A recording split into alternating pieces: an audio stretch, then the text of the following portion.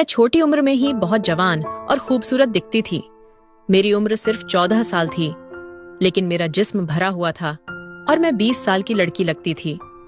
मैं सब बहनों से छोटी थी, लेकिन अपनी जिस्म की वजह से मैं उनसे बड़ी और खूबसूरत लगती थी। इतनी छोटी उम्र में मैं 40 नंबर पहनती थी। मैं जब भी बाहर जाती तो हर कोई मेरी तरफ देखता। मैं जिस गाड़ी में स्कूल जाती वह ड्राइवर भी मेरे ऊपर नजरें जमाए रखता। स्कूल में टीचर मेरे सर पर जानबूझकर आकर खड़ा हो जाता था। मुझे यह सब कुछ बहुत अजीब लगता था। एक दिन मैं बाजार कपड़े खरीदने गई तो मैं एक बहुत बड़ी शॉप पर दाखिल हुई। मुझे एक जोड़ा पसंद आ गया। मैंने दुकानदार से कहा कि मैं यह पहनकर चेक करना चाहती हूँ। दुकानदार मेरी तरफ देखकर फौरन मान गया। कहने लगा, मैं भी आपसे यही कहने लगा था कि आप यह पहनकर चेक कर लें। मेरे घर वाले बाहर बेंच पर बैठे हुए थे। मैं चेंजिंग रूम में कपड़े पहनने लगी। दुकानदार मेरे पास आ गया और मेरे मुंह पर हाथ रख लिया। कहने लगा, आवाज मत निकालना, मैं तुम्हें यह सूट फ्री में दूंगा। बस तुम्हें 5 मिनट अपने दोनों मेरे मुंह में। मेरा नाम सिमरन है। मेरी उम्र तकरीबन 14 साल थी। मैं अभी अभी नई नई जवान हो रही थी और जवानी की दहलीज में कदम रख रही थी। लेकिन मेरा जिस्म दूसरी लड़कियों की तरह नहीं था, तो मेरे जिस्म का नाजुक हिस्सा 14 साल की उम्र में भी बहुत ज्यादा बड़ा और हसीन था। मेरे घर वाले हर वक्त मुझे डांटते रहते थे। मेरी माँ और बहन मेरे पीछे ही पड़ी रहती थीं और मुझे बहुत ज्यादा बातें सुनाया करती थीं। छोटी सी उम्र में ही मेरे सर पर इतना बड़ा दुपट्टा ओढ़ दिया गया था। मैं अभी सही तरह से दुपट्टा भी संभाल नहीं सकती थी। जब मेरा दुपट्टा गिर जाता तो मेरी माँ मुझे बातें सुनाती और कभी कभार एक हाथ लगा भी देती कि तुम्हें जरा भी अक्ल नहीं है, तुमसे दुपट्टा भी नहीं संभाला जाता, दुपट्टा ठीक से लिया करो, बेशर्म कली की। लेकिन उनकी बातें मेरे समझ में नहीं आती थीं। उनकी बातें मेरे सर से ऊपर गुजर जाती थीं। मुझे समझ नहीं आता था कि वह बार बार मुझे दुपट्टा लेने के लिए क्यों कहती रहती है। लेकिन मुझे बहुत तकलीफ होती थी जब वह मुझे सारा दिन लान तान करती रहती थी और अक्सर मुझे मारती भी थी, और मुझे इस बात की हैरानगी भी होती थी, मेरे साथ ऐसा क्यों हो रहा है? मैंने ऐसा क्या कर दिया है जो सब मेरे साथ ऐसा कर रहे हैं? हम 3 बहनें थीं और मैं सबसे छोटी थी, लेकिन सबसे छोटी होने के बावजूद भी सबसे खूबसूरत और बड़ी दिखाई देती थी। जैसी जैसी मेरी उम्र बढ़ती जा रही थी, मेरा कद काठ और जिस्म भी बढ़ता जा रहा था। अपने जिस्म में इतनी सारी तब्दीलियां देखकर मुझे कुछ अजीब फील होता था। मेरी दूसरी बहनें दुबली पतली थीं। मैं जिस स्कूल में पढ़ती थी वहां पर मेरी सहेलियां भी मेरी जैसी नहीं थीं। वह भी बिल्कुल नॉर्मल लड़कियों की तरह होती थी। मेरी उम्र की लड़कियां भी बिल्कुल ऐसी नहीं थीं।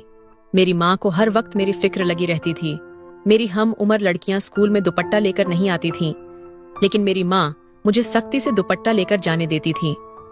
मैं माँ से बहुत बार कहती कि माँ, मुझसे दुपट्टा ओढ़ा नहीं जाता, और मेरी सहेलियों भी बिना तो दुपट्टे के ही स्कूल आती है। मुझे दुपट्टे की वजह से बहुत गर्मी लगती है, लेकिन मेरी माँ चिल्लाकर बोली, गर्मी गई भाड़ में, तुम ये चादर जरूर लोगी, ऐसा ना हो तुम्हारी वजह से हमें कोई परेशानी झेलना पड़े। मेरी माँ मुझे हर वक्त डांटती रहती। मेरी बाकी बहनों से तो वह प्यार से बात करती, लेकिन मुझ पर हर वक्त चिल्लाती रहती। फिर हमारी स्कूल से छुट्टियां हो गई क्योंकि ईद करीब थी। आज चांद रात थी। हमारे सारे घर वाले बाजार जाने का प्रोग्राम बना रहे थे। मैंने अपने माँ बाप से कहा कि मैं भी आपके साथ बाजार चलूंगी, तो उन्होंने फौरन कह दिया कि तुम बिल्कुल नहीं जाओगी, तुम्हें घर पर ही रहना होगा। चांद रात को बाजार में बहुत रश होता है और बहुत सारे बुरे बुरे लड़के फिरते रहते हैं। तो मैंने माँ से कहा, मेरा उन लड़कों से क्या लेना देना, मैं उनके लिए थोड़ी जा रही हूँ। मैं तो बाजार आपके साथ घूमने के लिए जा रही। जाहिर है ईद है, मुझे अपने लिए कुछ चीज भी लेनी है। अभी मैं अपने माँ से यह बात कर रही थी कि मेरी बहन झट से बोली हूँ कि अगर हम तुम्हें अपने साथ बाजार ले गए तो बाजार के सारे बुरे लड़की तेरे पीछे पड़ जाएंगे और सबकी नजर तुझ पर ही होगी। जब सारे लोग तेरी तरफ देख रहे होंगे तो हमें भी शर्मिंदगी उठानी पड़ेगी। इसलिए तुम घर में ही बैठी रहो। तुम्हें जिस भी चीज की जरूरत है तुम हमें बता दो, हम तुम्हें वह बाजार से ला देंगे। मुझे चीजों की जरूरत नहीं थी, मुझे बाजार घूमने का शौक था। मैं घर से बाहर निकालकर थोड़ा एंजॉय करना चाहती थी, लेकिन मेरी बहनें और माँ ने मुझे बाजार जाने से इनकार कर दिया। मैं रोती हुई अपने कमरे में चली गई। मुझे उनकी बात सुनकर बहुत दुख हुआ कि आखिर इन सब में मेरा क्या कसूर है। मैं आईने के सामने खड़ी रोने लगी। मैं अपने आप को गौर से देखने लगी। मेरा इसमें कोई कसूर नहीं था कि मेरे घर वाले मेरे साथ इस तरह का बर्ताव कर रहे थे। मुझे तो खुदा ने ही ऐसा बनाया था। इंसान के हाथ में थोड़ी होता है कि किसी का जिस्म दुबला पतला होता है, किसी का कद छोटा होता है तो किसी का बड़ा। मेरे फ्रंट का साइज बड़ा था तो इसमें मेरा क्या कसूर था। मेरी माँ तो मुझे ढंग से कुछ खाने पीने भी नहीं देती थी। मुझे खट्टी चीज खाने का बहुत शौक था, लेकिन माँ मुझे खाने नहीं देती थी। मुझे अचार और इमली खाने का बहुत शौक था, लेकिन घर वाले ये सारी चीज मुझसे छुपा कर रखते थे कि पहले ही तूने खा खाकर अपना जिस्म बहुत बड़ा कर लिया है। अगर तू ये चीज और ज्यादा खाएगी तो बहुत बड़ी भैंस बन जाएगी। ये सुनकर मुझे बहुत दुख होता था। एक दिन मेरी खाला की बेटी घर आई हुई थी। उसने मुझसे एक अजीब तरह की बात कह दी। वह मुझसे कहने लगी कि जिस तरह का तुम्हारा जिस्म हो रहा है ना, तुमसे कोई लड़का शादी नहीं करेगा। उसकी बात सुनकर मुझे बहुत गुस्सा आया। मैं फौरन गुस्से से खड़ी हुई और उसकी आंखों में आंखें डालकर देखने लगी, लेकिन इतने में मेरा दुपट्टा गिर गया। हम लोग एक कजन की शादी में आए हुए थे। वहां पर मौजूद सब लोग देखकर मुझे हैरान हो गए। लोगों ने मेरी माँ से अजीब तरह के सवाल करना शुरू कर दिया। हमारे रिश्तेदार कहने लगे, आप लोग ज्यादा आते जाते भी नहीं है और अपनी इस बेटी को तो कहीं पर भी नहीं ले जाते। कहीं आपने इसकी शादी तो नहीं कर दी और आपने किसी को बताया भी नहीं, और फिर यह तलाक लेकर वापस आ गई है। मेरी माँ उनसे कहने लगी कि आप किस तरह की बातें कर रही हैं। मेरी बेटी तो अभी कुंवारी है, उसकी तो अभी शादी की उम्र भी नहीं हुई। मुझे यह सारी बातें सुनकर बहुत ज्यादा दुख हुआ। उस दिन के बाद से मम्मी ने भी मुझे किसी की शादी पर ले जाना बंद कर दिया। हालांकि यही तो वह उम्र थी जब इंसान शादियों पर जाकर एंजॉय करता है, अच्छे अच्छे कपड़े पहनता है और खूब खाना खाता है। लेकिन मेरी माँ ने तो मेरा कहीं भी आना जाना बंद कर दिया। जैसे जैसे मैं बड़ी होती जा रही थी, मेरे लिए और ज्यादा मुसीबतें बढ़ने लगीं। मुझे कपड़े भी बहुत जल्दी तंग हो जाते थे, इसलिए नए कपड़े लेने पड़ते थे, जिस पर माँ मुझे डांटती थी कि तेरा बाप कोई बहुत बड़ा रईस नहीं है जो तुझे हर 4 महीने बाद नया जोड़ा लेकर दे। मैं इस तरह की सारी बातें सुन सुनकर तंग आ चुकी थी। मेरी एक क्लासमेट थी, वो मेरी बहुत अच्छी दोस्त थी। उसका भाई दुबई रहता था। एक दिन मैंने उससे बात की। उसने मुझसे कहा कि एक दवा होती है जिससे यह मसला हल हो सकता है। अगर तू वह मेडिसिन खा ले तो तू भी बाकी लड़कियों की तरह नॉर्मल हो जाएगी। लोगों की बातें सुन सुनकर मेरे दिमाग में एक बात बैठ चुकी थी कि मैं नॉर्मल नहीं हूँ। मैंने उसे कहा कि प्लीज मेरी मदद करो, प्लीज मुझे वह मेडिसिन ला दो, मैं तुम्हें जितने पैसे कहोगी ला दूंगी। यह कहकर मैं पुरसुकून हो गई। 2-3 बाद एक दिन माँ मेरे पास आई और कहने लगी, तुम्हारे लिए एक रिश्ता आया है। मुझसे कहने लगे कि तुम तैयार रहना। मैं हैरान हो गई। हालांकि मुझसे बड़ी अभी बहनें थीं, अभी उनकी शादी नहीं हुई थी और मैं सबसे छोटी थी, तो मुझे क्यों सबसे पहले ब्याह रहे थे। मैं उनके लिए एक तरह का बोझ थी। जल्द से जल्द वह मुझसे जान छुड़वाना चाहते थे। माँ की बात सुनकर मैं बिल्कुल खामोश हो गई। मैं माँ से झगड़ा नहीं करना चाहती थी क्योंकि वह मेरी माँ थी, लेकिन उन्हें शायद इस बात का एहसास नहीं था कि मैं भी उनकी बेटी हूँ, और वह भी सबसे छोटी। छोरी बेटियां तो बहुत लाडली होती हैं, लेकिन मेरे लिए ऐसा कुछ नहीं था। सबसे ज्यादा बातें में ही सुन रही थी। अपने वजूद की वजह से पता नहीं मुझे क्या क्या सहाना पड़ रहा था। इसलिए घर वाले मेरे जिस्म की वजह से ही मेरी शादी सबसे पहले करना चाहते थे। शाम को मैंने काला जोड़ा पहन लिया। मेरी माँ मेरे कमरे में आई और मुझे देखा। मैंने कहा, माँ, मैं कैसी लग रही हूँ? यकीनन मैं बहुत खूबसूरत लग रही थी क्योंकि काला रंग मुझ पर बहुत जचता था। मेरी माँ ने मेरी बात का जवाब देने की बजाय मुझसे एक सवाल पूछ लिया, तुमने इस सूट के साथ यह दुपट्टा क्यों लिया है?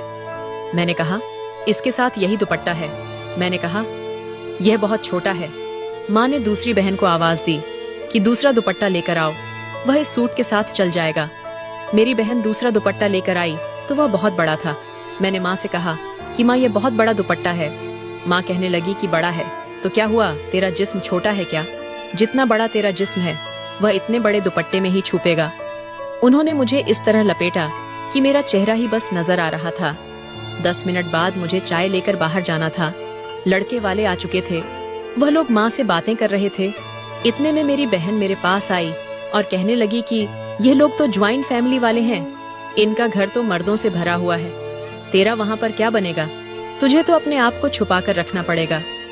मेरी बहन मेरा मजाक उड़ा रही थी और जिस तरह से वह मुझ पर हंस रही थी, उसकी हंसी मेरे दिमाग को अजियत दे रही थी। मुझसे यह सब कुछ बर्दाश्त नहीं हो रहा था। 10 मिनट के बाद मैं चाय लेकर बाहर गई तो उन्होंने मुझसे जिस अंदाज से देखा था, उनके रद्द अमल बहुत अजीब था। लेकिन जैसे ही मैं सोफे पर बैठी तो मेरा दुपट्टा कुछ सरक सा गया, क्योंकि मुझसे इतना बड़ा दुपट्टा संभाल नहीं जाता था। दुपट्टा गिरने की वजह से उनकी नजर मेरे जिस्मों पर पड़ गई तो उनकी एक औरत माँ से कहने लगी, बहन, क्या आपकी बेटी की शादी पहले भी हो चुकी है? तो मेरी माँ ने कहा कि नहीं, इसकी शादी कहाँ से हुई है, ये तो सबसे छोटी है। असल में बड़ी वाली पढ़ाई में बहुत लायक है, तो हम चाहते हैं कि वह पढ़ाई करती रहे और कुछ बन जाए, उसके बाद उसकी शादी करवा देंगे। लेकिन वह कहने लगे कि यह तो हमें शादीशुदा लग रही है, ये तो 2-3 बच्चों की माँ लग रही है। गैर शादीशुदा लड़की तो बहुत पतली होती है, लेकिन आपकी बेटी का जिस्म जिस तरह का जिस्म नजर आ रहा है, ऐसे लग रहा है कि जैसे यह 2-3 बच्चों की माँ है और इस वक्त भी हामला लग रही है। मेरी माँ ने कहा कि ऐसी नहीं, कोई बात नहीं है, हम आपको कसम देने के लिए तैयार हैं। अब इससे से ज्यादा और क्या हो सकता था। उन्होंने कहा कि नहीं, हमें तो मामला ही कुछ और लग रहा है। हमारा एक लौता बेटा है, हमारा बेटा बहुत लाडला है। आजकल तो लोग ठीक ठाक लड़कियों की ही मुंह भर भर के बातें करते हैं। अगर हम आपकी बेटी को ब्याह कर ले गए तो सारी जिंदगी लोगों के ताने सुनने पड़ेंगे। हम आपसे माफी चाहते हैं। मुझे उनके इनकार सुनकर बहुत दुख हुआ। हमारे मोहल्ले में अक्सर लोग अगर लड़की को ना पसंद करते तो वह मुंह पर कुछ नहीं कहते, बल्कि इतना कह देते हैं कि वह फोन पर बता देंगे। लेकिन उन्होंने तो मुझे मुंह पर ही इनकार कर दिया था। वह लोग तो चले गए, लेकिन माँ ने मेरी पिटाई करना शुरू कर दी। तेरे इतने सारे रिश्ते रिजेक्ट हुए हैं, लेकिन इस दफा जो मुझे बातें सुनने को मिली है, मैं जिंदगी भर नहीं भूलूंगी। मैं एक अच्छी औरत हूँ, सारी जिंदगी मैं इज्जत से गुजारी है, लेकिन सिर्फ तेरी वजह से मुझे ऐसी ऐसी बातें सुनने को मिल रही हैं। मैंने ऐसी बातें कभी नहीं सुनी थी। मुझे माँ की बातों पर बहुत दुख हुआ। मैंने 2 दिन तक खाना नहीं खाया, लेकिन किसी ने मुझसे यह तक नहीं पूछा। फिर आखिर मेरी दोस्त मुझसे मिलने आई। उसने चोरी चोरी मुझे वह मेडिसिन पकड़ा दी। उसने कहा कि तुम्हारी मेडिसिन आ गई है। मैंने कहा कि मुझे अब इसकी जरूरत नहीं है।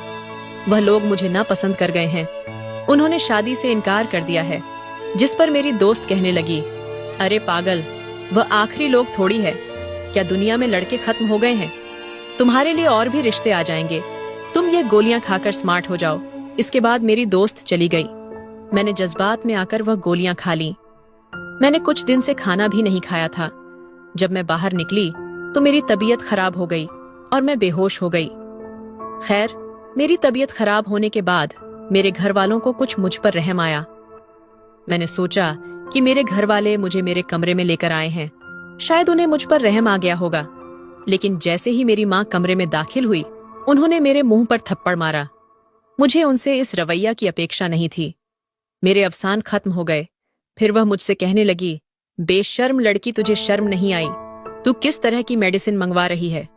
ये किस तरह की मेडिसिन है जो तू खा रही है और इसी तेरा ये हाल हुआ है? इसका मतलब तेरे इरादे कुछ और है। तू जानबूझकर अपना आप सबको दिखा रही है, तो सबको बताना चाहती है कि तू बहुत मोटी ताजी है, तेरा जिस्मानी हुस्न बहुत बड़ा है। तुझे शर्म नहीं आती ऐसा करते हुए? मुझे तुझसे ऐसी उम्मीद नहीं थी, मुझे अपनी माँ से इस तरह की उम्मीद नहीं थी। कुछ भी हो जाता, मगर उनको यह सब नहीं करना चाहिए था। अब तो मैं अपनी माँ की तरफ देख भी नहीं रही थी, बस रोए जा रही थी। माँ ने वह गोलियां बाथरूम में फेंक दी और पानी बहा दिया। मैं रोए जा रही थी, लेकिन मेरी माँ ने मुझे देखा तक नहीं। इस बात को कहीं दिन गुजर गए। सब घर वाले मुझसे नाराज थे। कोई मुझे खाना भी नहीं पूछता था, मुझसे बात भी नहीं करता था। ऐसा लगता था कि मैं मेंटली मरीज बन जाऊंगी और पागल हो जाऊंगी। फिर मेरे लिए एक रिश्ता आया।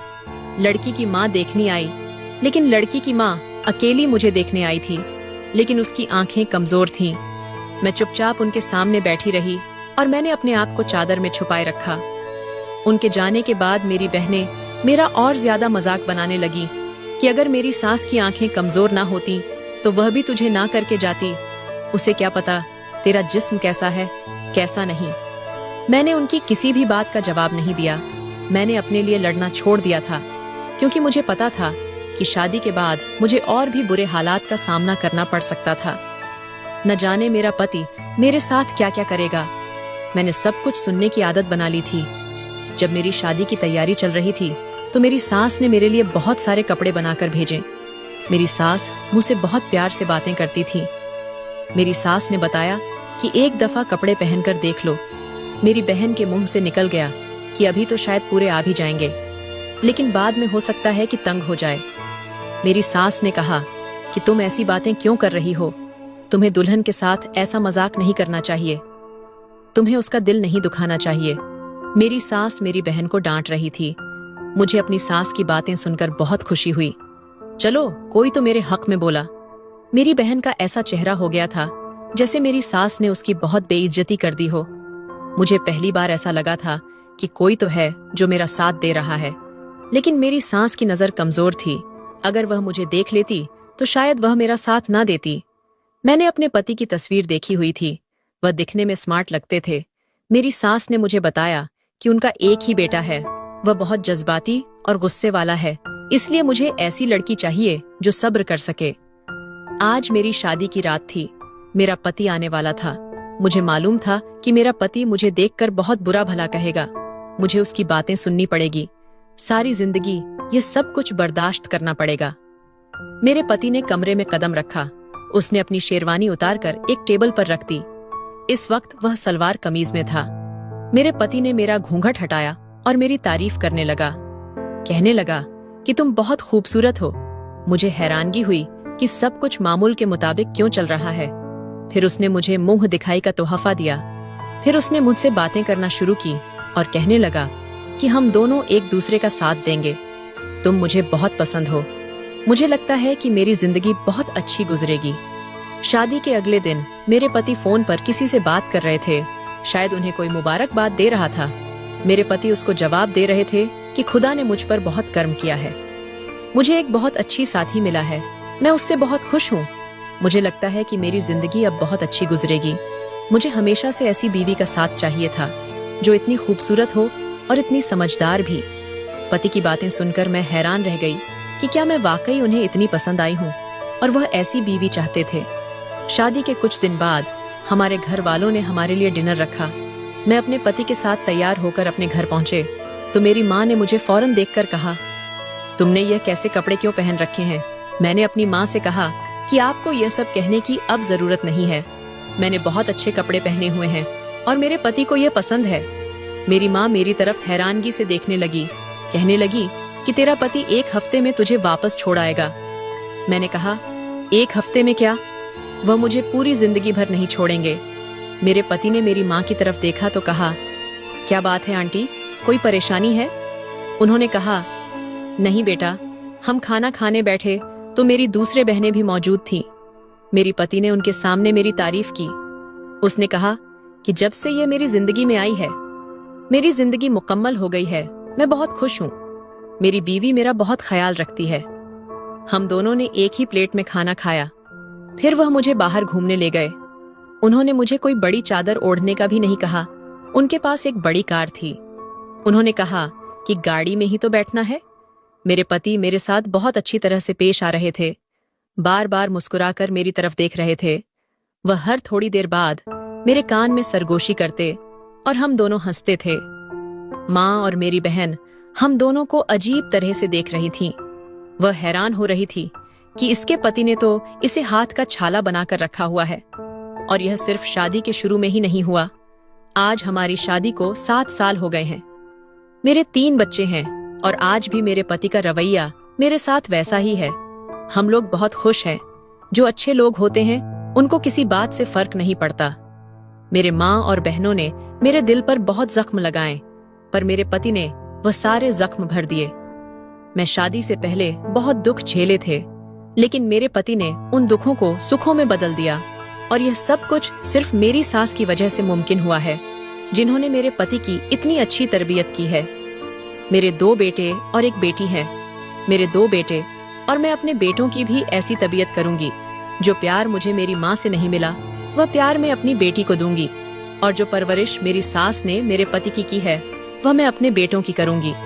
तो दोस्तों, यह थी आज की कहानी। इस कहानी के बारे में आपकी क्या राय थी, ये कमेंट बॉक्स में जरूर बताइए। अगर आपको कहानी पसंद आई हो तो वीडियो को लाइक करें